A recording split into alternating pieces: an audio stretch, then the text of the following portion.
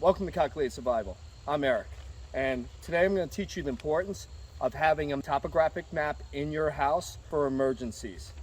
Everybody relies on a cell phone as their most important survival tool. Your cell phone can run out of power, it can lose its service, it could just break. And then what happens? You're shit out of luck.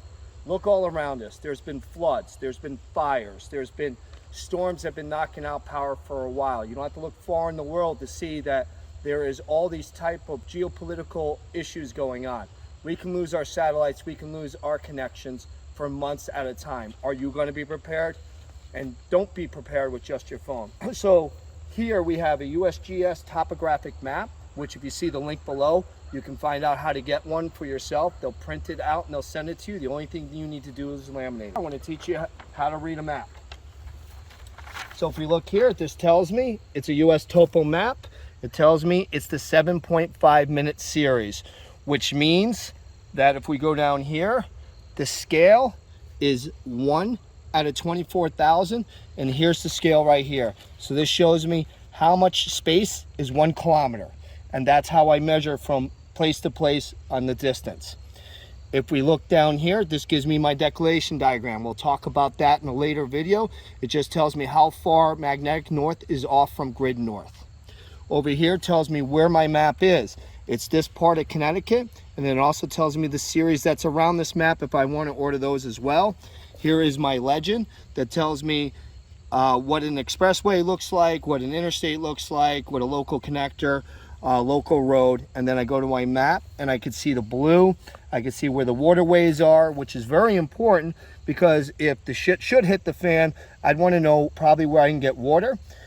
This map has contour lines, so if we see these lines here, the further away these lines are from each other, the flatter the land is. When we look over here and we see all these lines closer together, we're looking at cliffs. So if they're closer together, that means that the elevation is going up very quick. If we look over here, we can see a bunch of elevation lines going to a spot.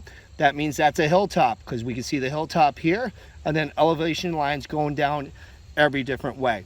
If we have close elevation lines together with a separation and then elevation lines together, that's called a ridge with a valley in between.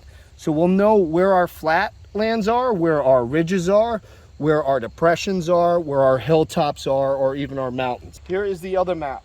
This is from Cal Topo. So if you see this, we see our contour lines, we see our riverways, we see our roadways, and we also have our distance scale map. So I can print these any size for my area.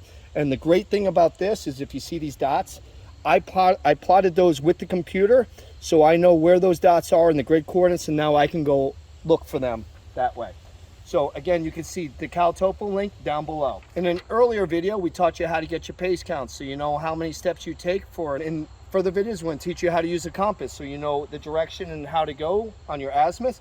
And we're going to teach you how to use a protractor, so find out your grid coordinates on your map and how to plot your points. I expect in further videos, when I say, do you know your 6? It's not your ass, what everybody thinks is the military, that's got your 6. What this is know your 6-digit grid coordinate. So if I should be on a line with you and I say, hey, what's your 6? You can tell me a 6-digit grid coordinate, and I'll know where you are within a certain area. See you soon.